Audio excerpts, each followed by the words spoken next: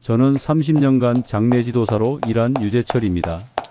대통령 6분의 마지막 순간을 직접 목격한 대한민국 유일한 장례 지도사이자 3,000명 넘는 죽음을 지켜본 사람입니다. 오늘 제가 공개할 내용은 지금까지 절대 말할 수 없었던 충격적인 진실들입니다. 특히 죽은 자가 산 자에게 나타나는 순간들, 대통령들의 실제 마지막 모습, 그리고 죽음의 순간에 일어나는 믿기 힘든 현상들을 35분간 모두 공개하겠습니다. 이 영상을 끝까지 보신 후에는 절대 예전과 같은 삶을 살 수 없을 거예요. 1994년 7월 제가 장례 지도사가 된 건 우연이었어요. 사업 실패로 아버지 돈을 많이 까먹고 여러 일을 전전하다가 불교 청년회에서 만난 친구 하나가 장의사에서 3년 만에 작은 빌딩 샀다고 하더라고요. 그 말 듣고 바로 나 배우겠다고 했죠. 근데 그 친구들이 처음부터 염하는 곳에 저를 집어넣더라고요. 다른 사람들은 무서워서 도망갔는데 저는 첫날부터 여자 염사분이 오른손 닦으면 저는 왼손 닦고 오른발 닦으면 저는 왼발 닦고 거울에 비친 것처럼 반대로 따라했어요. 그 염사분이 그러더라고요. 야, 너는 오래 하겠다. 실제로 지금까지 30년을 하고 있죠. 하지만 첫 번째 충격적인 경험은 그때부터 시작됐어요. 장례 지도사 3년 차 전라도 어느 시골 마을에서 벌어진 일입니다. 한 아저씨의 장례를 맡게 됐는데 그분 덕분에 수시부터 매장까지 전 과정을 처음 보게 됐어요. 그 아저씨는 정말 가난하셨어요. 아이들도 어리고 국민학생, 중학생, 고등학생 자녀들이 있었는데 너무 마음이 안 들더라고요. 장례가 다 끝나고 매장지에서 기다리는 시간이 있었어요.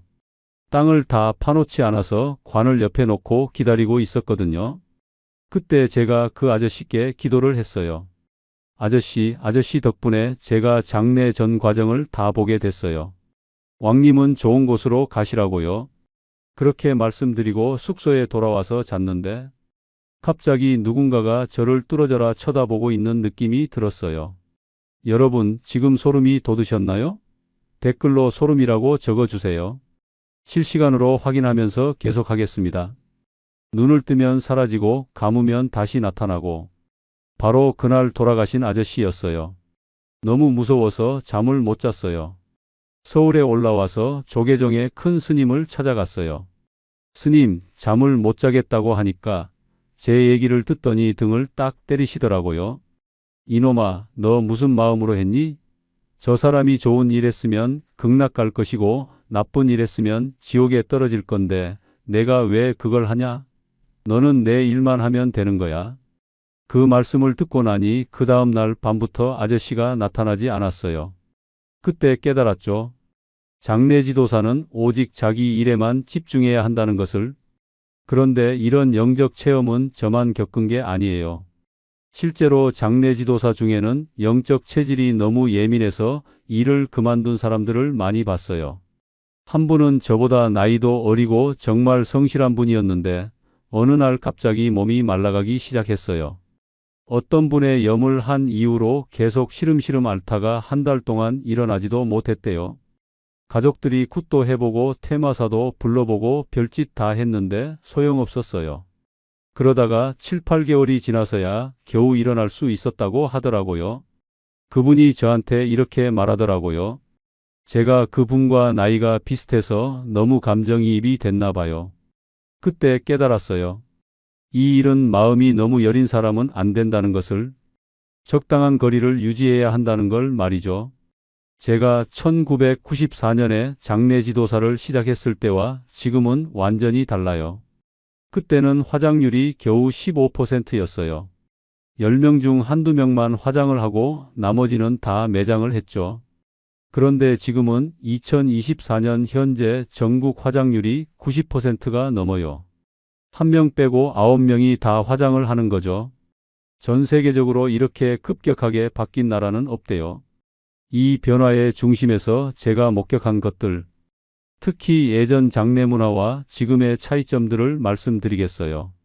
예전에는 마을마다 상여를 보관하는 곳이 있었어요.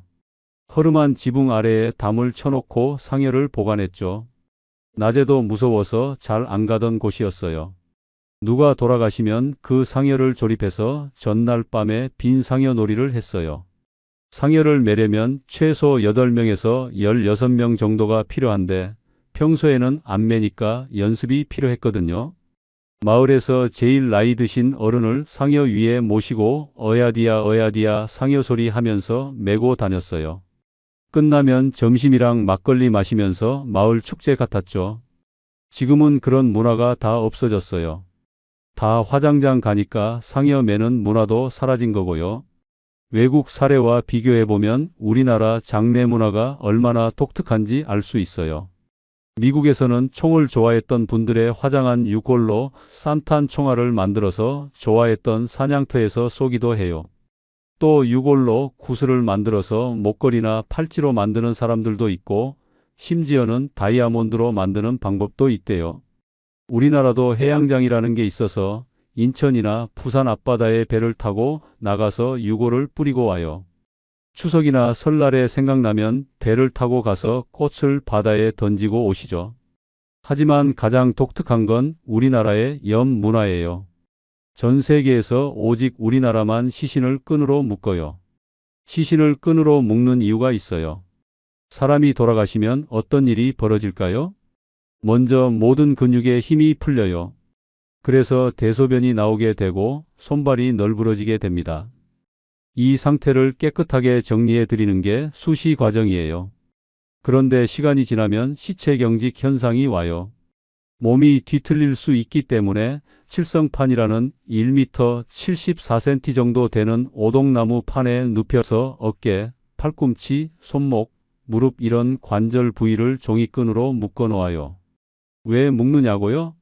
돌아가신 날부터 예전에는 5일장을 치렀는데 3일째 되는 날 염을 했기 때문에 그때까지 몸이 굳으면서 틀어질 수 있거든요. 다음 날 염을 할 때는 이 끈을 풀어드리고 목욕을 시켜드린 후 깨끗한 옷을 입혀드려요. 이게 염습 과정입니다. 그런데 여기서 중요한 건 매장 방식에 따라 차이가 있다는 거예요. 예전에는 두 가지 매장 방식이 있었어요. 관체 매장은 관째로 묻는 거고 탈관 매장은 시신만 그대로 묻는 거예요. 탈관 매장을 할 때만 시신을 더 단단히 묶었어요. 왜냐하면 살이 빨리 분해되도록 하려면 끈으로 잘 묶어야 하거든요. 그래야 나중에 뼈만 깨끗하게 남아 있어요. 제가 오래된 산소를 정리하는 일을 4,000개 정도 해봤는데 염을 제대로 한 분들은 정말 가지런하게 뼈만 남아 있더라고요. 엉덩이뼈 위에 손뼈가 차곡차곡 놓여 있고 정말 편안하게 누워 계시는 모습이에요. 반면에 대충 한 경우에는 뼈들이 뒤섞여 있고 엉망이었어요. 그런데 그 중에 4- 신군대는 정말 좋은 자리더라고요. 배경도 좋고 흙도 좋고 그런 곳은 다 가족들이 잘 됐다고 하시더라고요. 하지만 대부분은 그냥 아무 데나 쓴 거죠. 좋은 묘자리를 보려면 넓은 선산이 있거나 실력 있는 풍수가를 만나야 하는데 그렇지 않으면 그냥 아무 데나 쓰게 되거든요. 제가 산소 정리하면서 정말 충격적인 것들을 많이 봤어요. 한 번은 관 안에 물이 2, 3분 정도 나왔던 적도 있어요. 원래 땅은 단단한데 파서 관을 모시고 봉분을 만들어도 비가 많이 오면 한번 팠던 땅은 물이 잘 스며들거든요. 그리고 파묘 영화에서도 나오는 첩장. 이건 정말 있어요. 4, 5년 전에 우리나라 10대 재벌 중 한 회장님의 할머니 산소를 이장해 달라고 해서 갔어요. 4m 깊이로 2m 정도 팠더니 관이 나왔어요. 그 관을 모시고 정리하는데 갑자기 옆쪽 흙벽이 무너지면서 뭔가 보이더라고요. 보니까 또 다른 관이었어요. 선배들한테 물어보니까 자주 있는 건 아닌데 가끔 있다고 하더라고요. 명당자리의 기운을 받으려고 옆에다 끼워 넣은 거라고요. 우리나라 정서상 좋은 곳에 쓰면 자손들이 좋다는 믿음이 있으니까요. 이제 대통령들의 실제 마지막 모습에 대해 말씀드리겠어요. 저는 총 6분의 대통령 장례를 치러드렸습니다. 최규하, 노무현, 김대중, 김영삼, 노태우, 전두환 대통령까지요. 지금 댓글로 어떤 대통령 이야기가 가장 궁금한지 적어주세요. 실시간으로 확인해서 가장 많이 나온 분의 더 상세한 이야기를 해드리겠습니다. 최규하 대통령은 오랫동안 TV에 안 나오시다가 돌아가셔서 많이 야위셨어요. 하지만 표정이 정말 넉넉하고 편안하셨어요. 마치 이웃집 할아버지 같은 느낌이었죠. 김영삼 대통령도 그냥 편안하게 돌아가셨어요. 그 카리스마 넘치는 모습은 없었지만 평온하셨죠. 김대중 대통령은 제가 매장까지 해드렸어요. 하지만 노태우 대통령과 전두환 대통령은 좀 달랐습니다. 노태우 대통령은 한 10년 동안 병원에 들어갔다 나왔다를 반복하셨어요. 많이 수척해져서. 만약 일반인이라고 하면 못 알아봤을 것 같더라고요. 노태우 대통령이니까 알아봤지 그냥 보면 못 알아봤을 정도였어요. 전두환 대통령도 마지막 몇 달 동안 많이 고생하시고 돌아가셔서 얼굴을 잘 못 알아볼 정도셨어요. 몸은 운동을 많이 하셔서 좋으셨는데 얼굴은. 그래서 깨달은 게 있어요. 대통령도 돌아가시고 재벌 회장도 돌아가시고 결국 누구나 죽는다는 거죠. 노무현 대통령 장례는 정말 특별했어요. 2009년 5월 23일 제가 영화 배우 한 분의 염을 하고 있는데 핸드폰이 미친 듯이 울렸어요. 끝나고 보니까 노무현 대통령 추락사라는 뉴스가 떠 있었어요. 바로 KTX 예약하고 부산으로 달려갔죠. 가면서 신천 세브란스에서 최규하 대통령 장례 치렀던 자료집을 가져오라고 직원들에게 연락했어요. 부산대병원에 도착해서 만난 분들이 김경수, 안희정, 문재인 당시 의원들이었어요. 거기서 회의를 했더니 봉하마을로 모시고 가겠다고 하더라고요. 그때부터 일주일간 정말 정신없었습니다. 제가 3시간 이상 잠을 잔 적이 없어요. 끊임없이 전화가 와서 모든 걸 제가 결정해야 했거든요. 장례 30년 경험 중에서 가장 많은 사람이 오셨고 7일 동안 가장 많은 것을 결정해야 했던 힘들고 어려운 장례였어요. 그런데 민주당, 노사모 분들 빼고는 못 들어오게 하고 행정안전부에서도 저를 통해서 얘기가 돼야 하니까 전화를 하루에 300통씩 받으면서 진행했죠. 정말 다행이었던 건 고인이 외관상 괜찮으셨다는 거예요. 다른 분들은 어떻게든 가려야 할 부분이 있는데 얼굴은 보일 수밖에 없잖아요. 너무 다행히 괜찮으셨어요. 이제 일반인들 중에서 제가 경험한 가장 충격적인 사례들을 말씀드리겠어요. 첫 번째 충격적인 사례. 12월 겨울밤에 젊은 엄마가 7살 딸, 4살 아들과 함께 차를 타고 가다가 졸음이 와서 잠깐 차를 세웠어요. 히터를 틀어놓고 잠깐 자려고 했는데 창문을 조금이라도 열어놔야 하는데 그걸 몰랐던 거죠. 다음날 아침 경찰차가 지나가다가 발견했는데 벌써 12시간이 넘게 지난 상태였어요. 가스 중독으로 엄마와 아이 둘이 모두 돌아가신 거예요. 차 안은 따뜻했는데 밖은 추웠어요. 그래서 시신 상태가 염을 하려고 보니까 피부가 훌러훌러 벗겨지더라고요. 목욕을 시켜드릴 수가 없어서 솜으로 감싸고 한지로 덮어서 종이끈으로 묶은 다음에 옷을 입혀드렸어요. 두 번째 충격적인 사례. 작년 12월에 조계종 자승 스님이 화재로 돌아가셨는데 불에 타서 몸의 90%가 없으시더라고요. 손가락, 발가락 같은 작은 뼈들은 다 없어지고 하지만 제자님들이 보셔야 하고 다른 스님들도 보셔야 하니까 똑같이 솜 감싸고 한지로 감싼 다음에 종이끈으로 묶어서 승복을 입혀드렸어요. 그러면 몸태가 있어서 사람들이 대충 보게 되죠. 이런 분들을 할 때는 절대 험하고 무서워해서는 안 됩니다. 그러면 영가가 그 마음을 알거든요. 편안한 마음으로 해드려야 잘 떠나시더라고요. 반대로 정말 아름다운 죽음들도 많이 봤어요. 80세 할머니의 준비된 죽음. 80세 할머니 한 분이 계셨어요.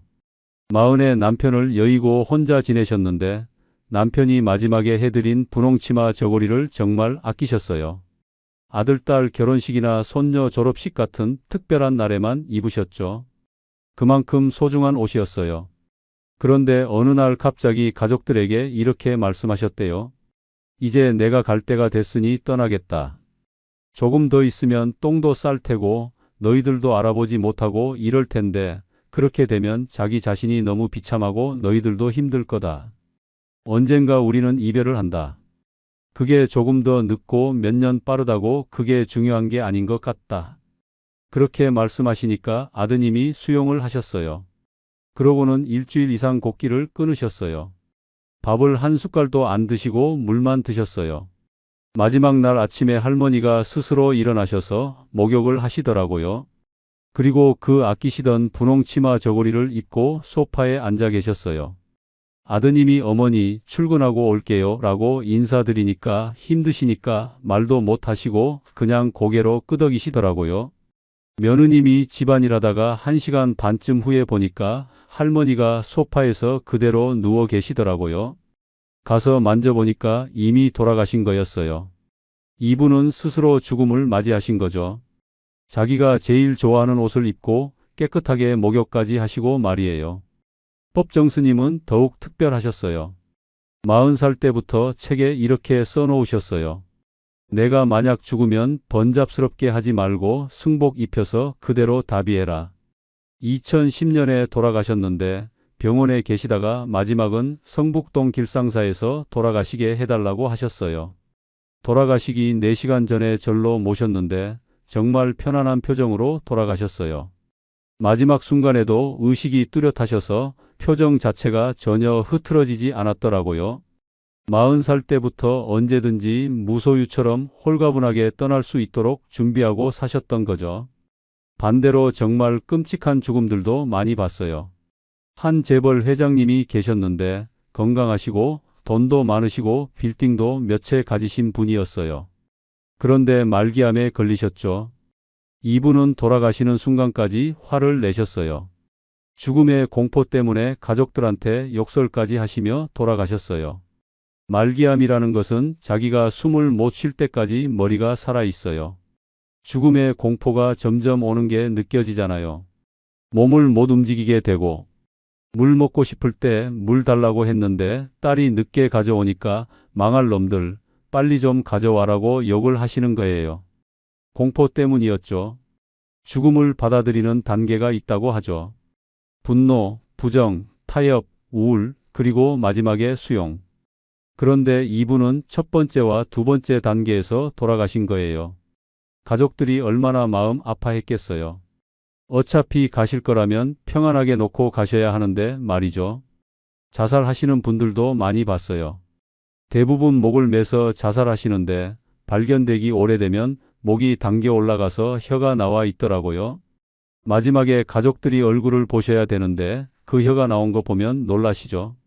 혀가 잘 안 들어가는 경우에는 계속 눌러가지고 실에 씌워서 집어넣고 그렇지 않으면 그냥 혀 나온 채로 거기다가 알코올 솜으로 가려드리기도 해요.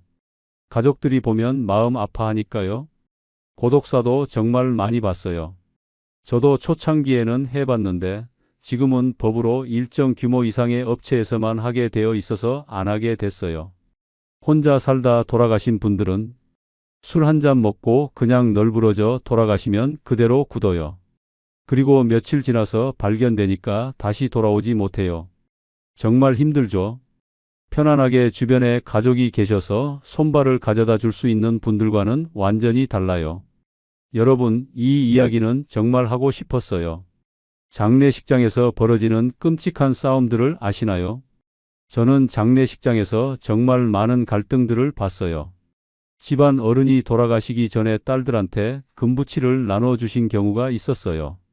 그런데 막상 장례 때가 되니까 아들들이 왜 우리한테는 안 줬느냐며 싸우는 거예요. 오빠가 예전에 더 많이 받았으니까 우리한테 조금 더 해라 이런 식으로 말이죠. 형제간 유산 싸움은 장례식장에서도 빈번해요. 이것은 고인에게 예의가 아닙니다. 종교 갈등도 빼놓을 수 없는데요.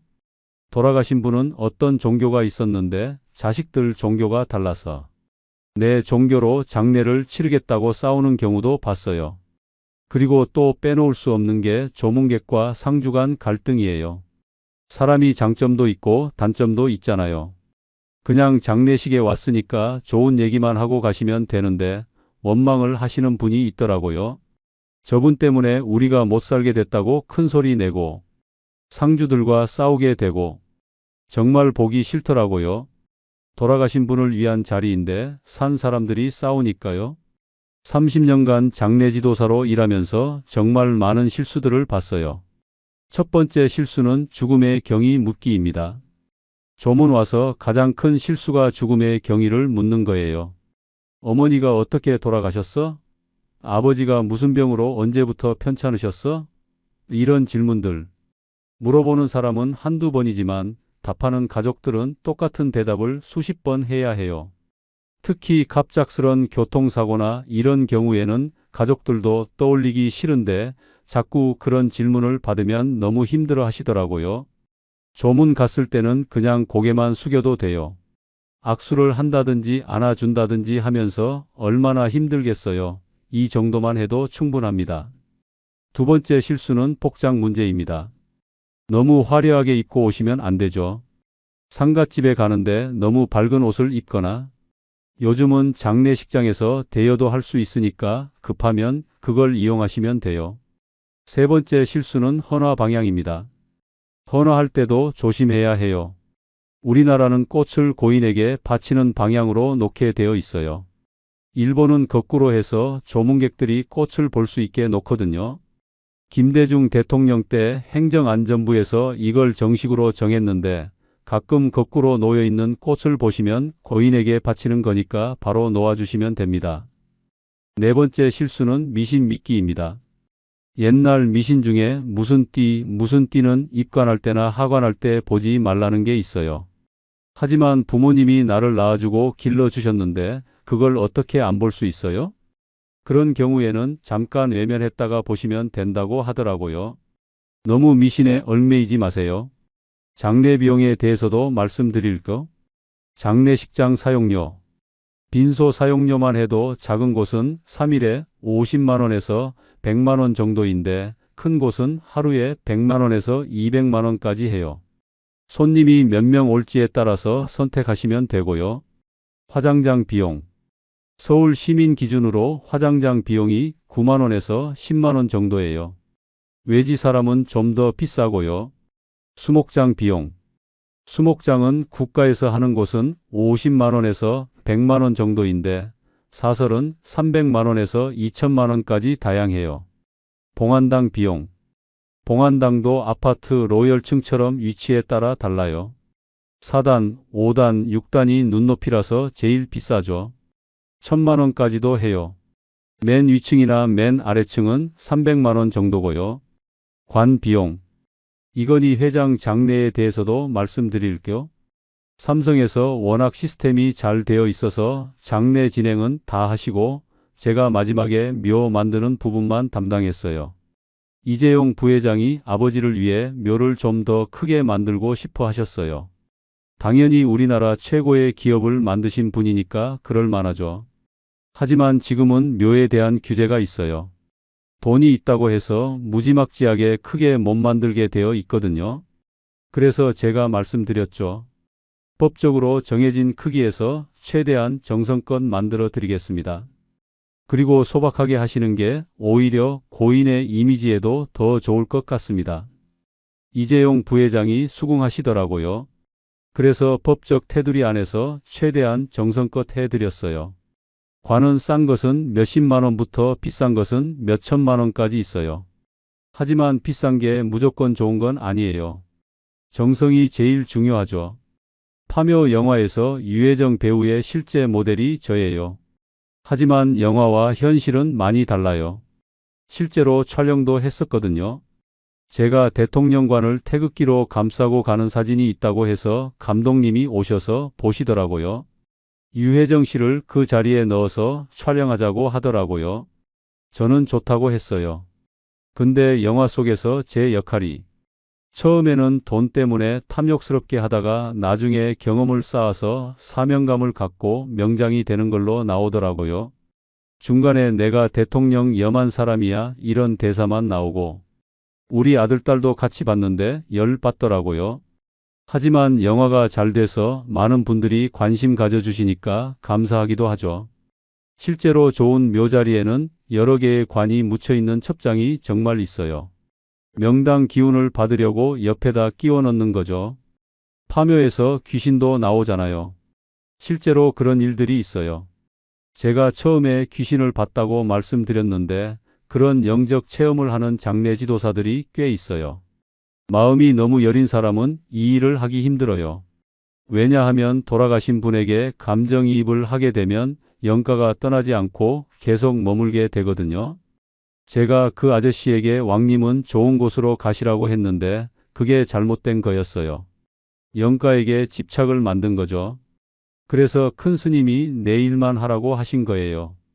염하고 매장하고 이런 것만 잘하면 되는 거지 영적인 부분까지 건드리면 안 되는 거죠. 현재 우리나라 장례 문화에는 큰 문제가 있어요. 예전에는 집에서 가족들이 지켜보는 가운데 돌아가시는 게 최고의 복이라고 했어요. 고정명이라고 하죠. 하지만 지금은 조금만 편찮으시면 응급실 갔다가 중환자실로 가잖아요. 중환자실에 가면 뻔해요. 무조건 연명치료를 하게 되죠. 숨을 안 쉬면 인공호흡기 끼우고 혈액순환이 안 되면 주사를 놓고 음식을 못 넘기면 목을 뚫어서 음식을 넣고 이게 과연 환자를 위한 건지 의문이에요. 돌아가시는 분 입장에서는 이제 떠나려고 하시는데 자꾸 연명치료를 하면 죽다가 살아나신 분들이 말씀하시기를 그때가 제일 힘들었다고 하더라고요. 우리는 장례 문화가 없어요. 조문 와서 이름 쓰고 봉투 놓고 술 한잔 하면서 세상 돌아가는 얘기하다가 끝이에요. 미국 같은 경우는 뷰잉이라는 게 있어요. 관뚜껑 열어놓고 고인이 어떻게 마을을 위해서, 가족들을 위해서 헌신하셨는지 얘기를 해요. 떠나는 날 아침에는 교회에서 추도 예배를 보고 묘지에 가서 안장식을 해요. 3번 다 고인이 어떻게 사셨는지 나와요. 그런 문화가 있으면 좋겠어요. 대한민국에 정착시키기 위해서 제가 회사 이름도 대한민국 장례문화라고 지었어요. 30년간 장례 지도사로 일하면서 깨달은 잘 죽는 방법에 대해 말씀드릴게요.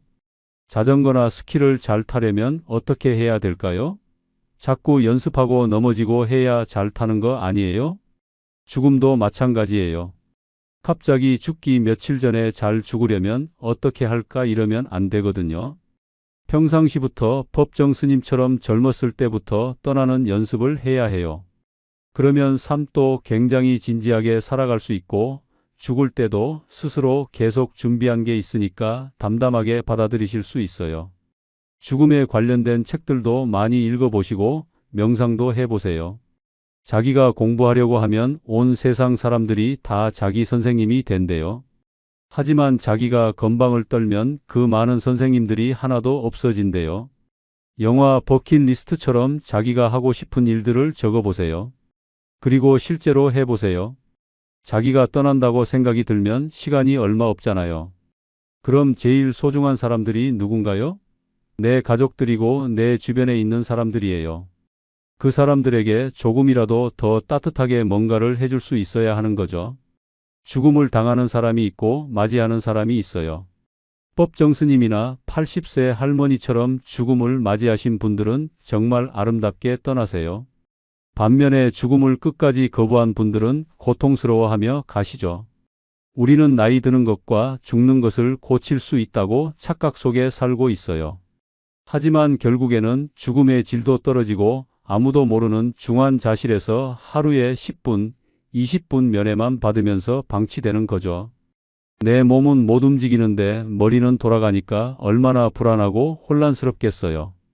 부모님들이 계시고 좀 더 연세가 있으시면 그나마 가족들이 마음이 편할 텐데 어린 자식들이 죽으면 정말 마음이 터져요.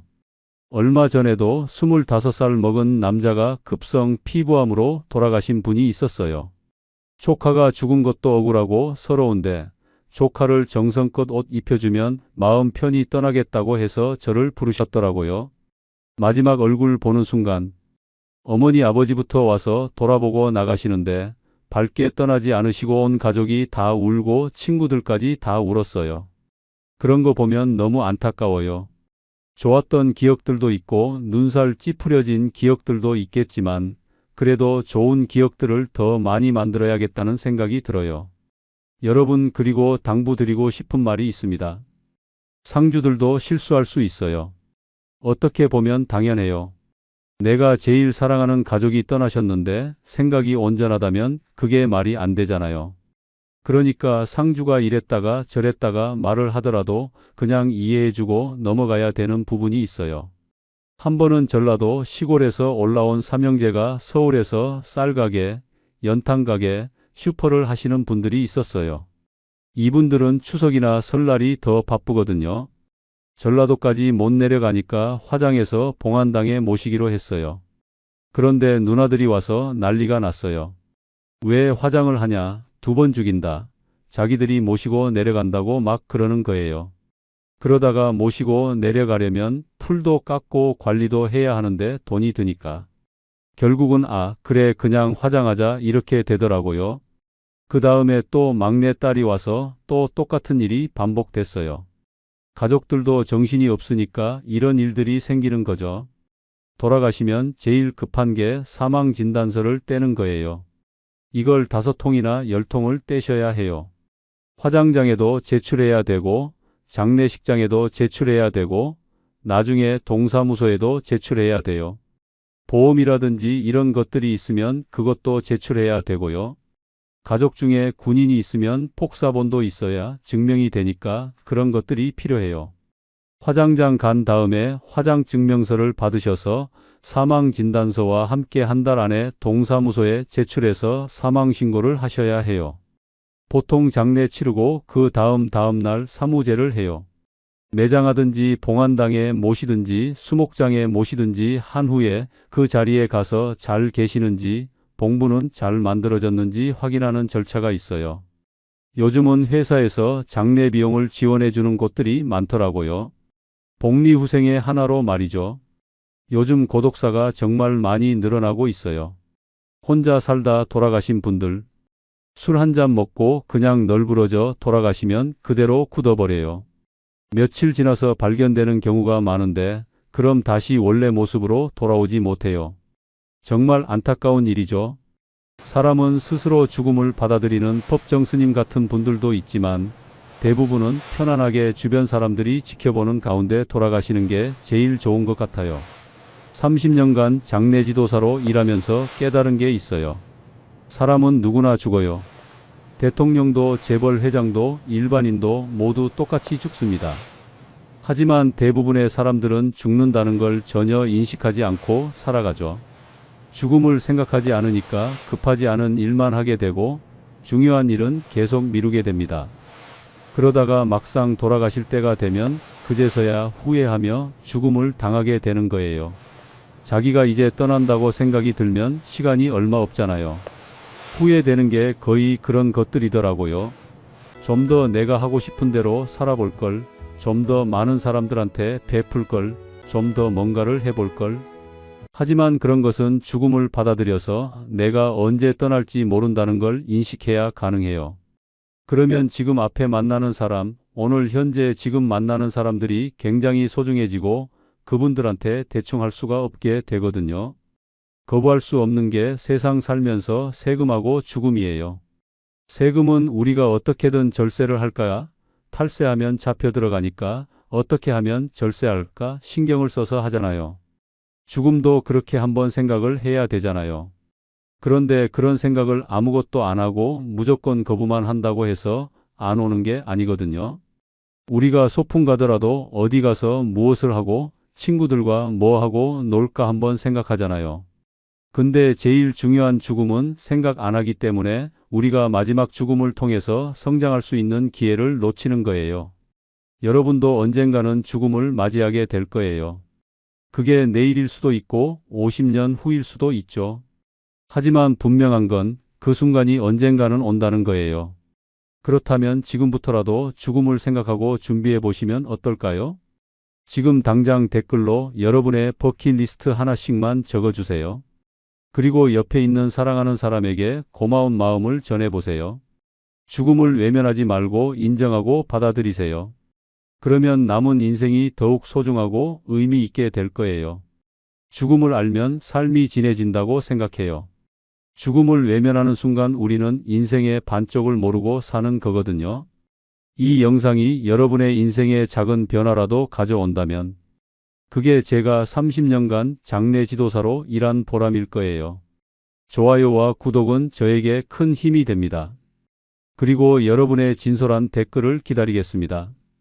혹시 주변에 이런 이야기가 궁금한 분이 있으시면 꼭 공유해 주세요. 죽음은 누구에게나 오는 거니까요. 지금까지 30년 경력 장례 지도사 유재철이었습니다. 감사합니다.